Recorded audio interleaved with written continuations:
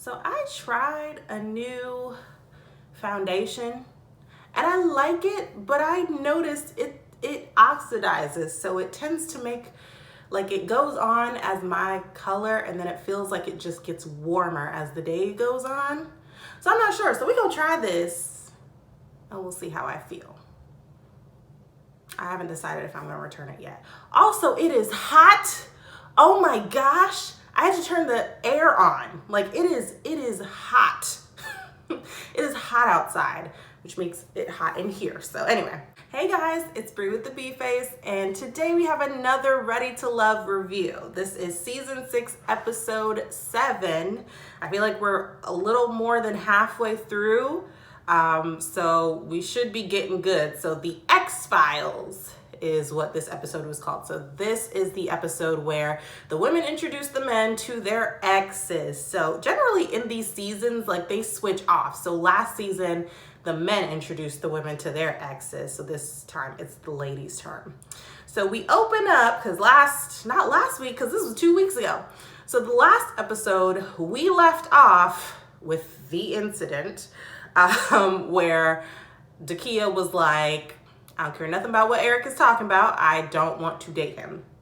And so Tommy was like, well, we're going to bring him into the office and have a little chit chat.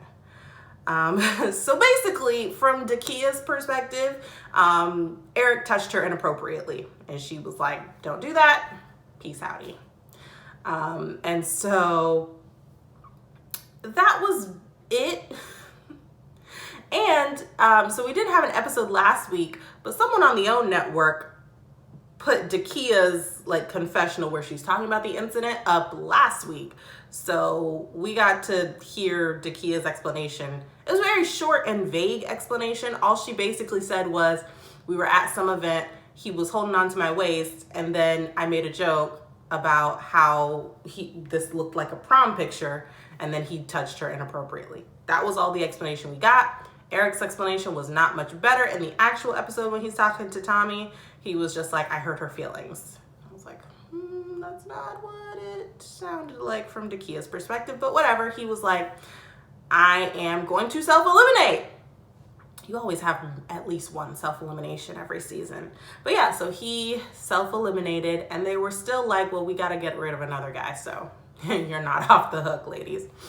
So that was the incident. That was the quote-unquote cliffhanger, I guess, from the last episode.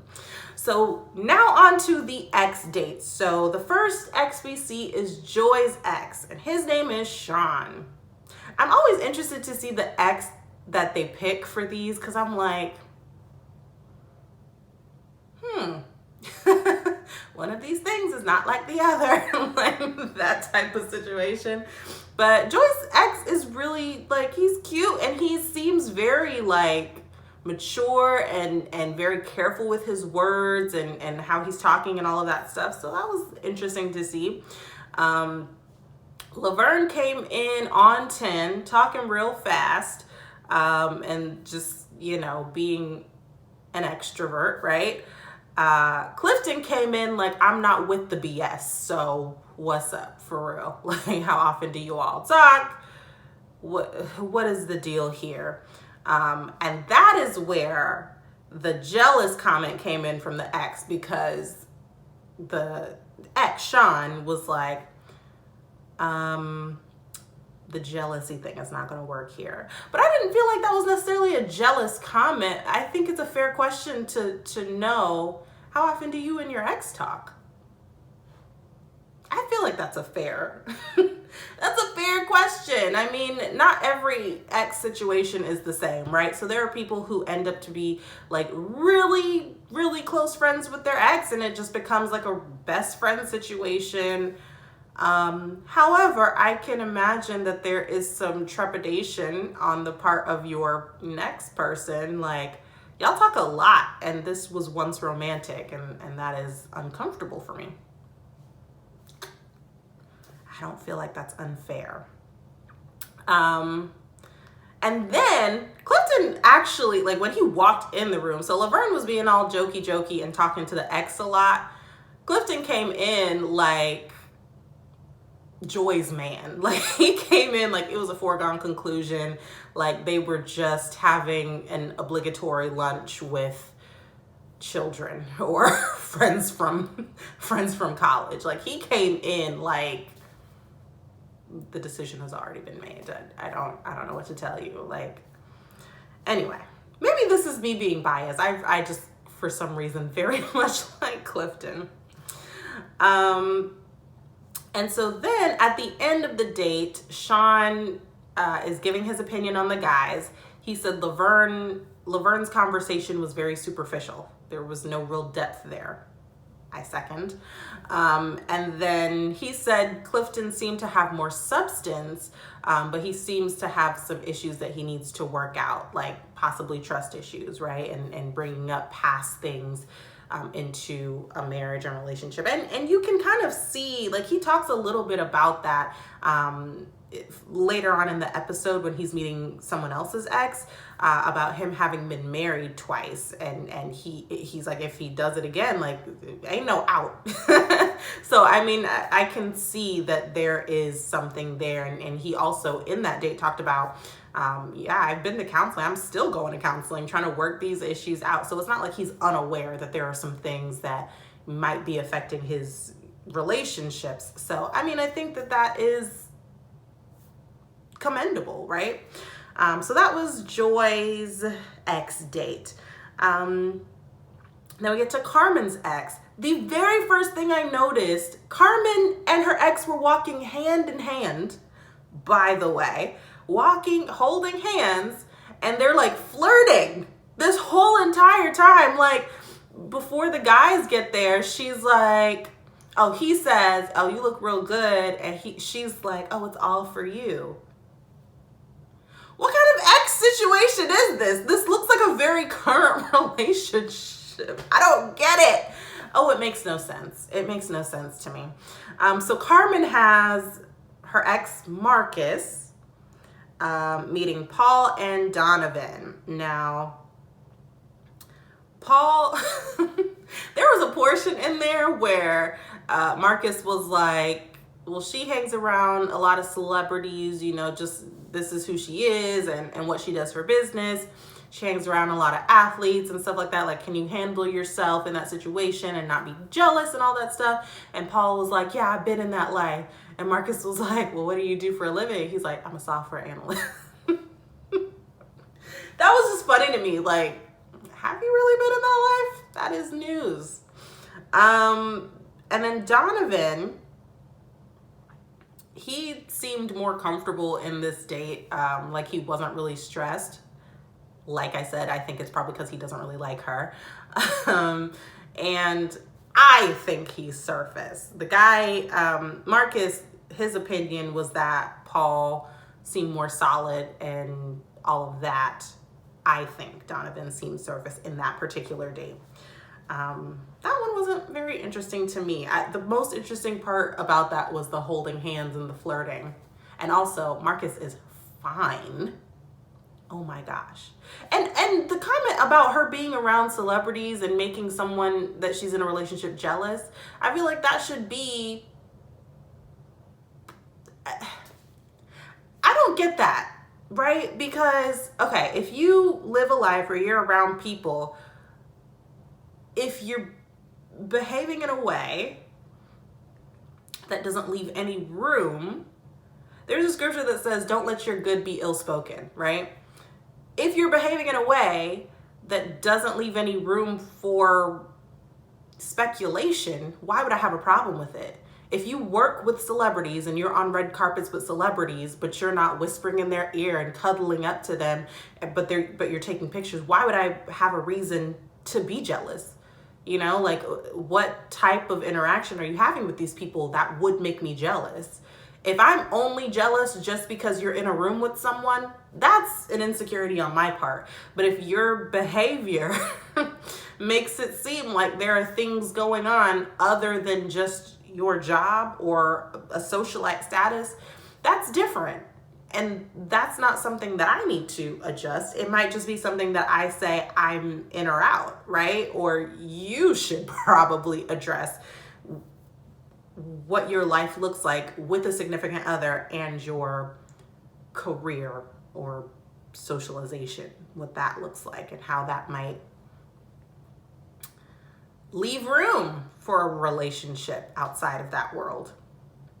That's my thought on that, but you know, who knows? Who knows? I don't feel like Carmen is really interested in any of these people. Ace's ex is who we get to. That's the one last week that I was like, oh my gosh, Devin, one of the two. But anyway, he said something and I was like, oh, you're for real from Maryland. And he said, he was talking about something and he said you. And you know how people from like Maryland, they say it in a weird, like, it's weird. It's weird. The accent is weird. But I was like, oh yeah, he's for real from there. But yeah, so Ace had him meet Laverne and Tori. Girl, just pick Tori. Oh my gosh. Laverne is not, just gross. Like, for some reason. So I guess Devin, Ace's ex, asked Laverne, well, what do you see in Ace? And he said all these things, and then of course she's beautiful. And he said something about like, I be having to watch my pants. Gross. How old are you? Gross. Oh my gosh. And you're talking to her ex. Like, read the room. Ugh, gross. But I will say, when Tori walked in and seeing Ace's ex, I was like, yeah, Tori's more her type. Like, they look alike. Like, the whole space, they look alike. But I like seeing Tori with Ace. They seem more compatible even than him and Sabrina do. Like, he seems very affectionate toward Ace, and she seems like he could, like, he's affectionate and he is kind, and he's not really trying to be, you know, he said something about, you know, having a partnership with someone, like he's not trying to dominate her. He's just, you know, trying to add to her life and stuff like that, which I liked. He seems like a thoughtful person, despite his little for the streets moment last week, but that's my thought on Tori. And then Sabrina's ex. Wait, before I go to Sabrina, Ace's ex said, if you want someone who you can, I guess, be in charge of, you can be the alpha, pick Tori. But if you want someone who's going to lead you, pick Laverne. And I'm like, but where is he leading her though? Because he doesn't seem like he has a clear vision of where to lead someone aside from to himself. I mean, I truly don't. Laverne has not given anything good this entire time he's been on. So I just don't like that.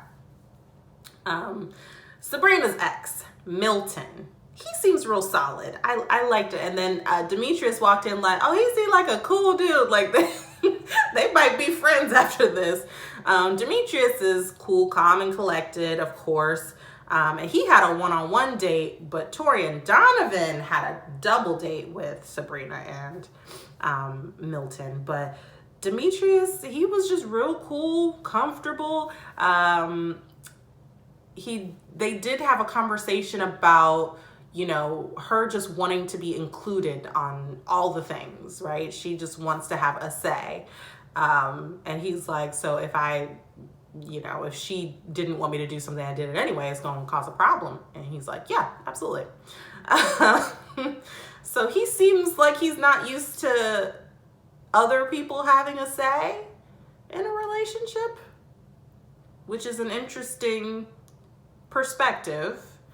I guess it would depend on what type of decisions you're talking about, right? I mean, there are some things, I appreciate your opinion, but I'm gonna do the thing that I want to do. I mean, there is room for that, but in a relationship, if it's something that affects her, that would be a red flag for me. Like, so you just do whatever you want to do. F what I think, basically.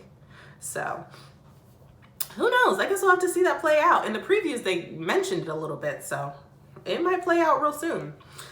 So in the double date portion with Tori and Donovan, Tori has completely checked out with Sabrina. He does not seem like he's been able to, especially because now there's another connection. It's like, okay, so first it was Demetrius, that came out of the blue. Now Donovan too, like I don't have the energy for this. Where do you find the time? I don't get it. So yeah, Tori has checked out, and I think Milton asked him a question about like, so right now, if there was a decision, he was like, I just probably don't think it'll work out. And Sabrina was like, that's honest and probably true. So yeah, Tori has checked out, and I really don't blame him for being in that situation. You don't really necessarily want to feel like you're competing for someone's affection. Is one thing to pursue someone, is another to like literally be going toe to toe with another person, right? That's a little different. So Donovan seemed more interested in this date than he did with Carmen, because he's actually asking the ex questions, and like in-depth questions, nothing superficial. And he was like, ex asked him the same question, like, right now, would you choose? Absolutely would choose her right now. Yeah. So I really do think he's interested in Sabrina for real, and could possibly see something with her outside of this. One thing that came out about Sabrina is that she does a lot of social justice, in the African-American community, which is great. I actually loved hearing that about her. Not that I thought that she was a superficial or surface level person, but it's always great to see that people care about the communities they're involved in, so that was just a little portion there. Then we get to Tina's ex, BJ, who was young, and come to find out they dated in 2004. She was in high school. Why is he here? That's the last ex that you could, or that's the only ex that ended well. 2004, do y'all even know each other anymore? Like, why is he the person to vet anybody for you? That was high school. If you're not a completely different person than the person you were in high school, there's problems there. So I didn't get that situation. And he's young, and Paul came in, was like, I wasn't expecting that, because she seems like she's more into older guys, hence Paul. But I'm like, yeah, that was high school.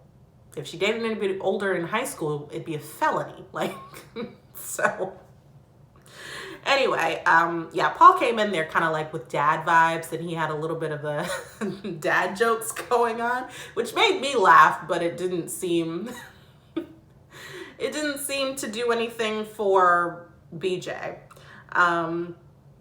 Apparently it was a shock to Paul that Tina was interested in Demetrius. I feel like it was a shock to Tina that Tina was interested in Demetrius. But yeah, Demetrius had definitely interview answers in this date. And I feel like he seemed more comfortable in the Sabrina. I feel like how comfortable someone seems in a certain setting is probably the person that they're more interested in, right? Because they're more settled with that person. But yeah, Demetrius came with the interview answers. Like BJ was like, well, why do you think you're ready to love? And he had the whole interview answers. I was like, oh, that's what you said in your in your application, huh? And then he asked Paul a similar question, and he was like, I'm trying to make someone my wife, basically, which is understandable and commendable, right? I mean, be serious about it. And Paul does seem serious, though I don't know that anybody there is for him. It just doesn't seem like it. But he seems like he's having fun dating, and maybe that's just what it needs to be right now. Who knows? So BJ's opinion is that Demetrius is very conservative, which he is. He's real structured, very quiet, very conservative seeming, but he also thinks he has some issues, and perhaps maybe the issues part came in with the I'm in therapy.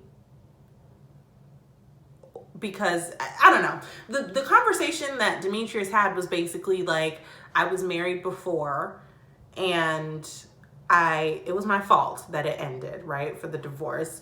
And moving forward, I have been doing my best to go to therapy and work on myself and blah, blah, blah, blah. I think the trigger was therapy. BJ perked up and was like, issues. I don't know that that's true. The vibe I have gotten from Demetrius is that he seems mature and that, you know, just like everybody has stuff, but that doesn't mean that the things that are going on in his life should be red flags for this relationship, right? But who knows? Everyone's different. And then we get to Dakia's ex. So Dakia only had her ex, Terrence, meet Clifton. Now, I don't even know that I remember what Terrence looked like because Clifton was in the room. I just was so... Clifton is fine. I really don't know how to get around it, but he was being very flirty with Dakia, and like a couple times the ex was like, yo, please stop. I'm right here. But yeah, but Clifton seemed much more at ease than he was at Joy's date. I think perhaps the production did not tell the men what these dates were, and so they would walk in unawares.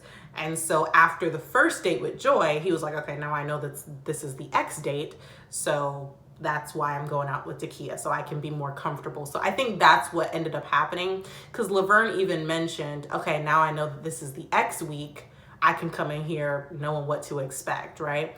So I think that's what happened with Clifton, is that he was more comfortable because he knew what he was walking into, which is understandable. But also maybe because it was one-on-one, right? It wasn't the same situation with Joy's date where Laverne was also there and then Joy and the ex. So he's like in this group situation that he didn't expect, right? So maybe that's why the date with Dakia and her ex was just a little more easy for him to handle. Easier for him to handle, because easier is a word. That was it for the ex dates. And then we get to deliberation. Now, Tori and Laverne are at the bottom line. Tori and Laverne are at the bottom. Laverne has been at the bottom for the past couple of weeks. Joy mentioned, I don't think Tori has recovered from Truth or Dare. And Sabrina was like, probably true, but he recovered enough to kiss somebody. I said, ooh. Who told you that? Who told you that? Who told you that? Because she did not seem happy or thrilled with that piece of information. So somebody out here snitching. So the elimination dates, Laverne was supposed to be meeting up with Sabrina and Dakia was meeting up with Tori. Now, Laverne came in hot because he knew that this was an elimination, but he said that he heard that Carmen, Sabrina, and Tina are trying to conspire and basically get him out of there. And in my head, at first, I was like, Ace, did you say something? Did you give him a warning? You know, you don't find that suspicious that he just came in with all this knowledge and he said somebody told him? I was like, Ace, come on now, girl. Come to find out, it wasn't Ace at all. It was Precious. And at that moment, I was like, Precious told Sabrina that Tori kissed her. So Precious was also talking to Laverne. I was like, Laverne out here dry snitching. But Laverne has given Sabrina all the smoke. And he's like, well, how am I acting? You know exactly how you're acting. You came in hot. You knew what you were doing. And Sabrina was like, I'm not going to deal with this disrespect. I thought at the very least we had respect for each other. And the only reason that I said that there was no connection here is because it wasn't romantic. I thought at least we had a platonic relationship, a friendship. But apparently this is not the case, right? And so she walks out. And production is like, you don't want to go apologize? And he's like, what I got to apologize for? He is the most childish person. And then production is talking to him. So clearly he's the one gone, which I was surprised about because I thought Ace would have picked Laverne, but I guess she picked Tori. But production was asking him at the end, so, you know, like, you realize now that your journey is over, you're not going to be able to pursue this relationship with Ace. And he was like, you win some, you lose some. I said, oh, so you were fronting the whole time. Like, that is terrible. And I bet money at the reunion, he's going to come in with some sob story like, oh, I was just hurt, and Ace, I would really love to take you on a date. And Sabrina, I just never meant to disrespect. I bet he's going to come in with the whole thing, because social media is probably going to be on his tail, and he's going to come in trying to redeem himself. Ridiculous. Oh, he's terrible. He's terrible. And then at the end, it was like he's 44. 44? My guy, you are almost 50 acting like this. If immature was a person, ridiculous. Anyway, so Laverne is out. Tori is, of course, an amazing human being, and Dakia is giving him all this feedback, and he's like, yeah, I just take that and see how I need to move different, and I appreciate it. And she's like, well, you're here for another week. So you survive another week. He gives her a hug. The muscles was flexing. I was like, ooh, Tori is getting a little finer to me. I'm like, I'm glad that decision was made for you, Ace, because Tori is the way to go. So I hope that they actually get to explore that connection for real, and hopefully that there's something there. And that Tori's not too hung up on Sabrina, and Ace isn't too hung up on Laverne, which she didn't seem to be. Especially from that club date they had where she was just like, stop touching me. And even when they were dancing, she was more dancing with Tori and felt more comfortable with him. So I'm hoping that relationship, you get to kind of see it blossom. But yeah, Laverne is out. Yay. So that was that it was terrible just watching that unfold and how disrespectful he was being, not letting Sabrina get a word in. And she didn't even have anything negative to say about him as a person. She just wasn't interested, and he just was not willing to hear any of that. I'm like, why are you so bent out of shape about this? I really don't get it. Again, do y'all not watch the show? Do you not get what you signed up for? I don't understand why y'all be so confused when you get out. No sense. No sense. Anyway, the previews for next week. This is the best friend date. So the men are introducing the ladies to their best friend. Phil is apparently Donovan's best friend from last season. And I'm like, huh, interesting. And then Demetrius is having Sabrina meet his best friend, and Sabrina's like, well, what kind of woman do you think Demetrius needs? And the friend is like, well, probably someone submissive. And Sabrina was like, I don't like that. So she didn't like, I feel like people hear the word submissive, especially women hear the word submissive, and like all gears stop turning, and it's just like the trigger word, right? And it just means that you don't have a say in anything. You do whatever he says blindly and all of that stuff. But yeah, Sabrina was not feeling that. So I'm interested to see how that plays out. And if Donovan's best friend date goes a little bit better, by the way, Donovan had Tina and Sabrina both meet Phil. And again, Donovan and Sabrina, similar to how Joy and Clifton looked, like they were just meeting some old friends, but that they were the ones in the relationship, right? So Sabrina looked real cozy with Donovan. So that might be the change. Like if Demetrius keeps on about this submissive deal, she might just be like, Donovan, what's good? And I wouldn't blame her, because Donovan is also very attractive. And so then there's another date. I didn't even see who it was, but Carmen and Dakia are both on it. So you see Carmen walking in and seeing Dakia. Ooh, she looked hot. She was probably like, I thought with Eric gone, I wouldn't have to see her anymore. I would not have to deal. Not so. So it was funny seeing her face. She was like, I thought we were done with this part. But anyway, that is it for this episode of Ready to Love. I'm excited about next week, so I will see y'all in my next one. Bye.